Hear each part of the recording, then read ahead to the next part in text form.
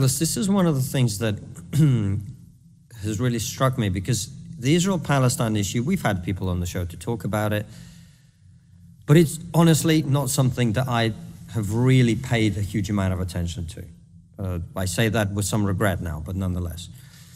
What has struck me is I don't understand the double standards that seem to apply to Israel. I'd never really paid attention to, and therefore I haven't, but I don't understand. I mean, we're talking now about proportionality.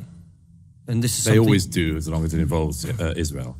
And I haven't understood what that means exactly, because I don't think Israel would want to go into Gaza and butcher innocent civilians in the way that Hamas did.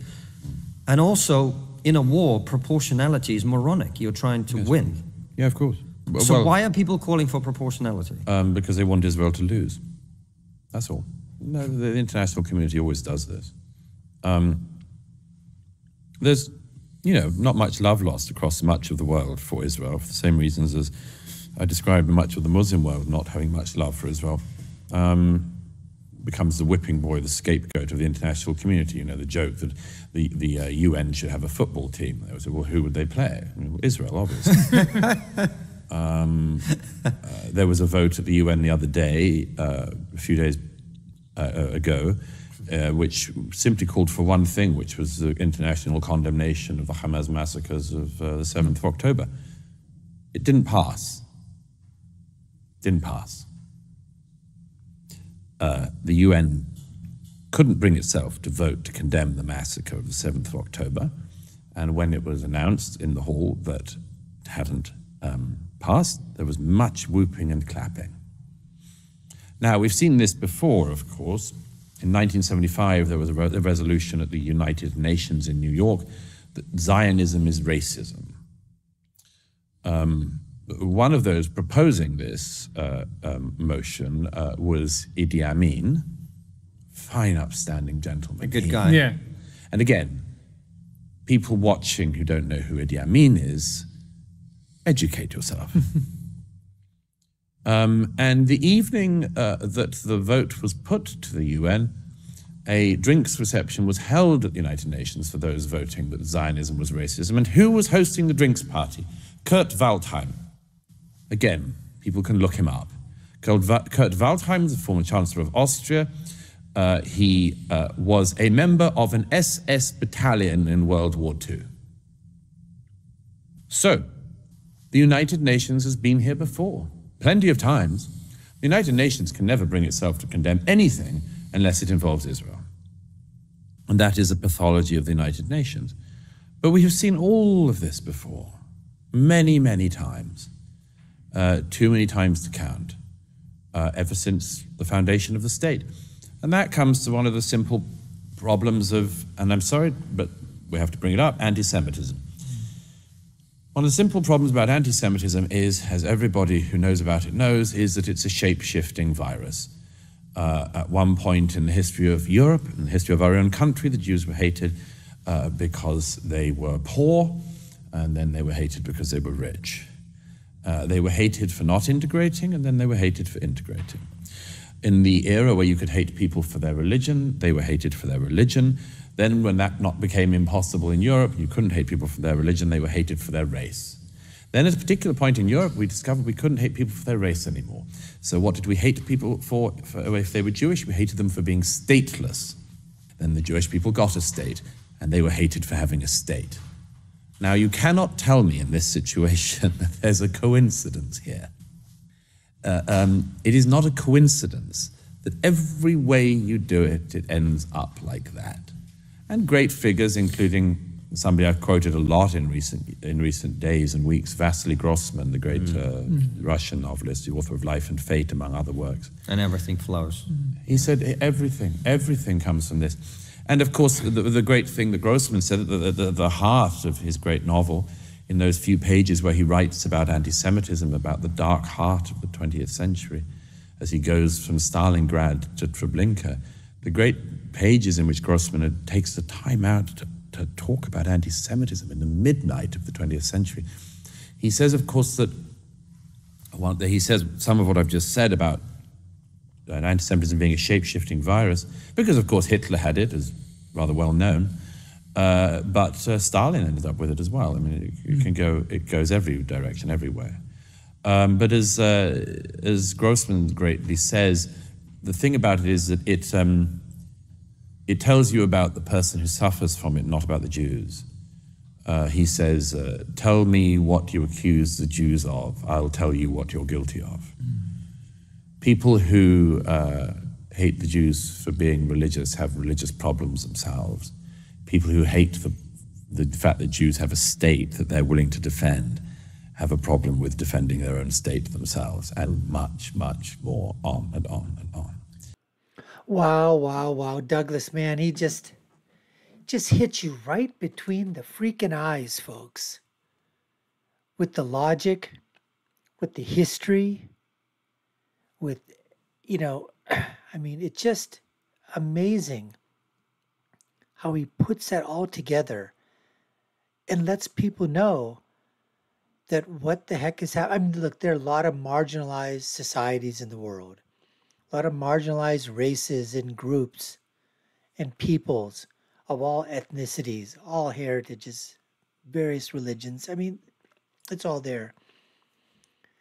But the fact of the matter is to basically say that anti-Semitism is a shape-shifting virus and runs across the gamut of all colors, of all people, of all religions, of all faiths, of all nationalities, you name it, for whatever reason, there's anti-Semitism around the world, especially in the Western democracy and in the Middle East and in the Asian countries. It's there. Now you can basically say, oh, you know what? There's racism and hate of the African countries by the more Eurocentral or European central, countries, or America, or predominantly white, the Nordic countries. Or you could say people hate the brown-skinned people, the Latinos, the Hispanics, the Spaniards, they all hate them. But at one time, all marginalized groups that came to a new country, that started settling in someplace else, were all marginalized, were all looked down upon, there was bigotry against them, racism against them. It happened with the Poles in Europe and in America, the Irish in Europe and America, the Italians in Europe and America. You name the countries when it initially came. And not only that, the minorities within the minorities within the minorities. It was basically, settled down. So the Irish came. Oh, so they were looked down upon. Italians came. Well, guess what now? You move up a block, Italians are on the bottom. The Poles, I mean, you just keep going on and on and on. But the thing is with the United Nations, again, just to go back, I call it the useless nations. I mean, again, you're right. The only thing they basically condemn every single time is any unilateral action or any type of action that's taken by Israel. They condemn it. The countries, the presidents, the prime ministers, the heads of state, they can't wait to sign some type of declaration going against Israel. They just can't wait to do it.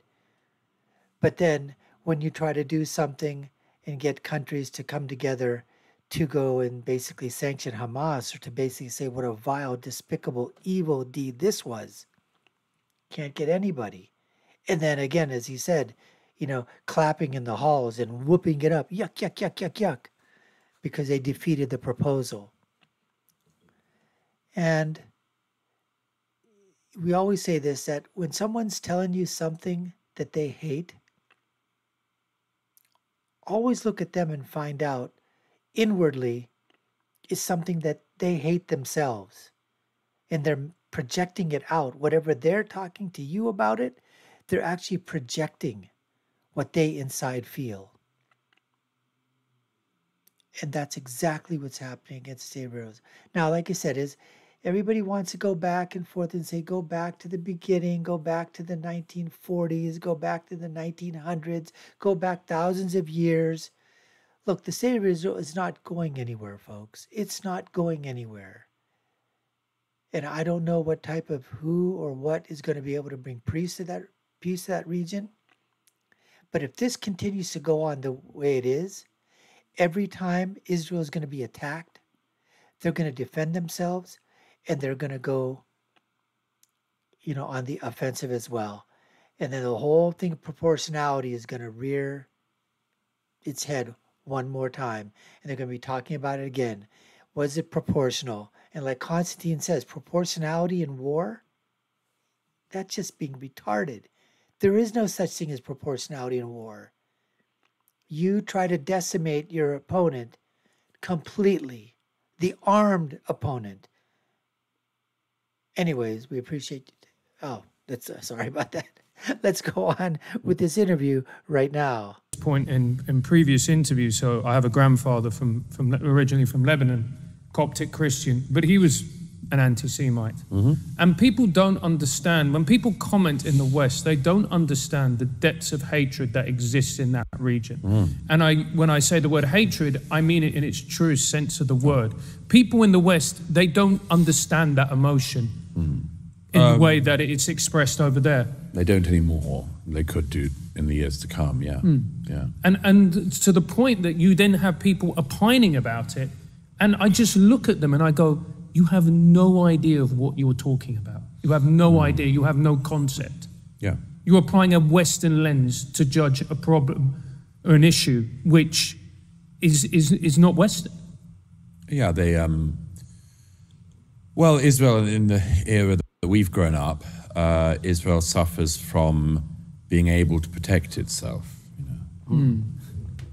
Something that Europeans will not forgive it for, and many people in the West will not forgive it for. By the way, there's a fascinating thing in that, because, of course, I mean, Israelis really do try to protect their borders, really do take it seriously when their borders are made porous, and they really do try to cohere as a nation. They try to defend themselves as a nation. They, of course, have the draft, so everybody is involved in the defense of the nation.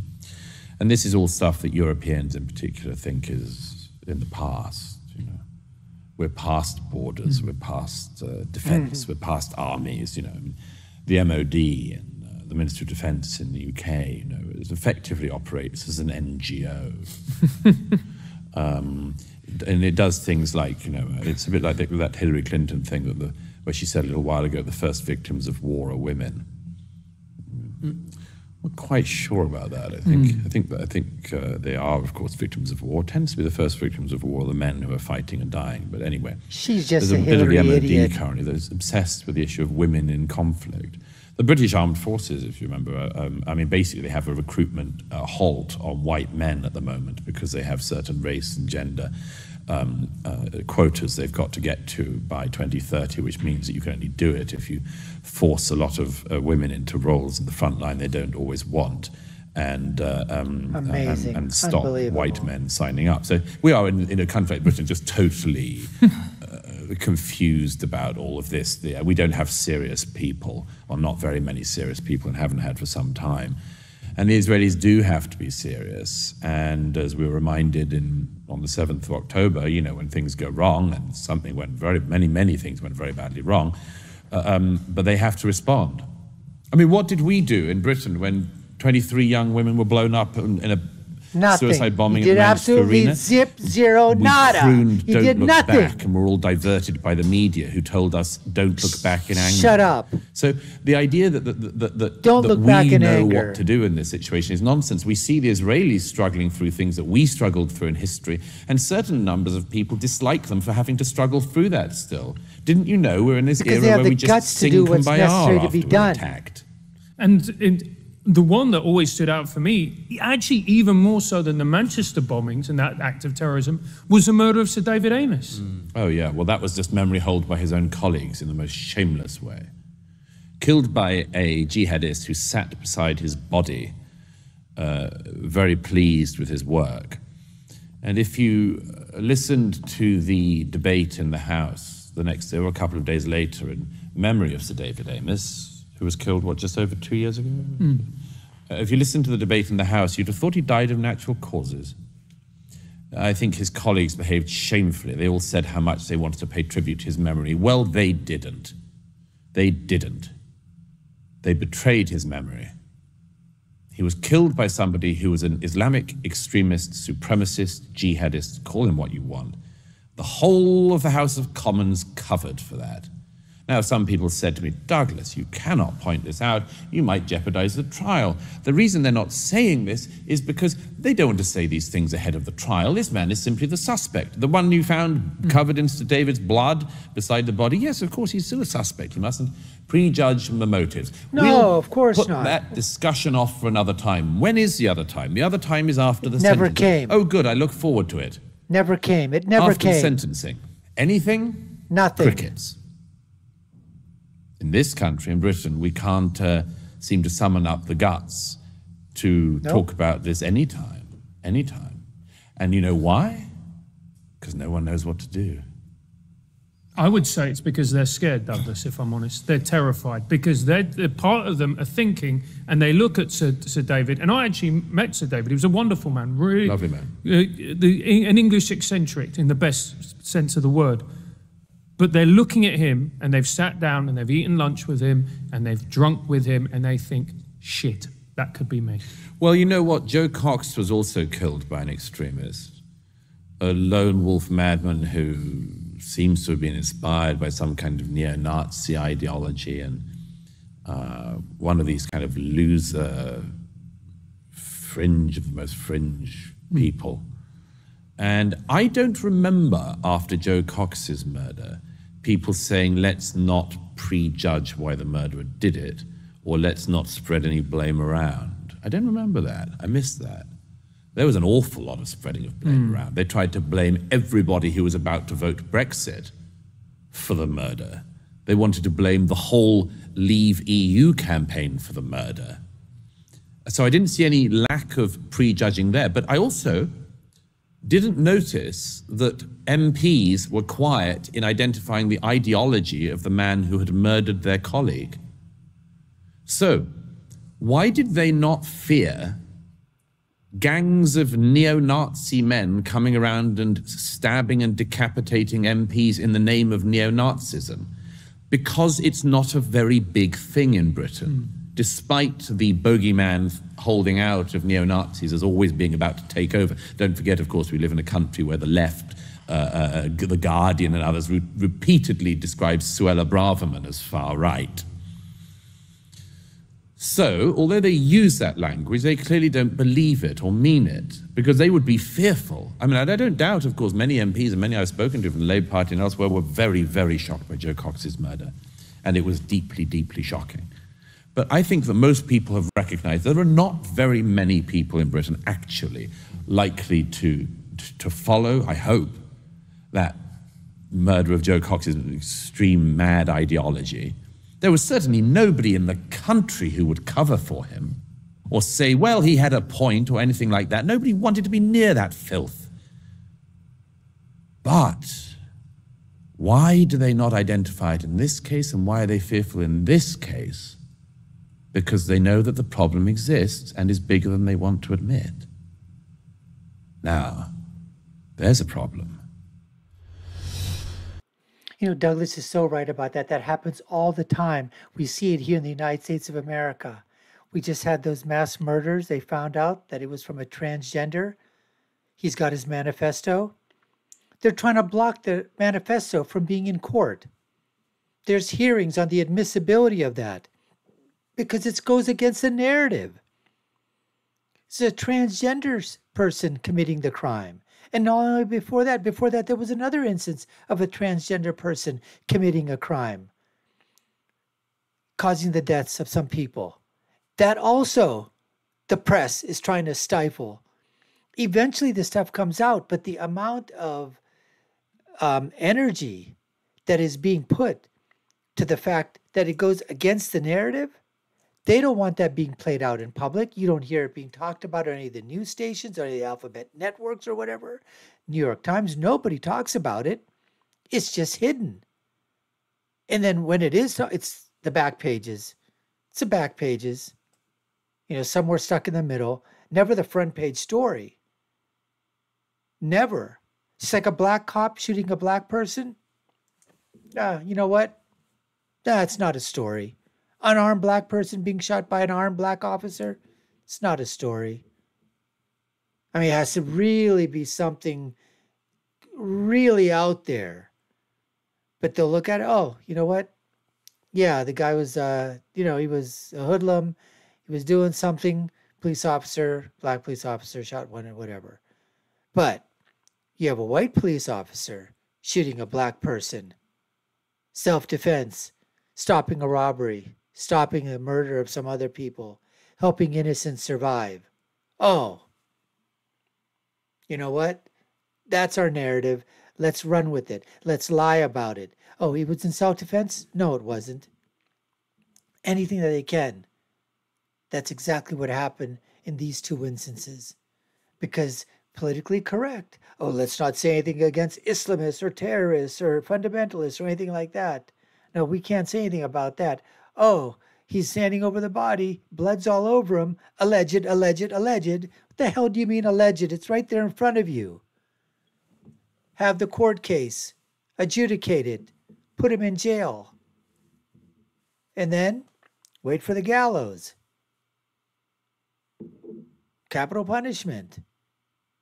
Needs to be there. Needs to be done. I don't know if this guy in England, if he's just getting 3 squares a day now, watching TV, relaxing every day. What is his punishment other than life? Anyways, folks, we appreciate you taking the time to watch. You've been watching the Dr. Nasir Shaikh Show. I've been your host. My name is Dr. Nasir. If you've been done so already, we'd love for you to subscribe to the channel, like, share, and follow. You all know what to do. Take a look at our other video links above and below. Share with us your comments. My final thought is always, when you're right, you're right. And when you're left, you're wrong. Until next time, folks, take care and stay safe.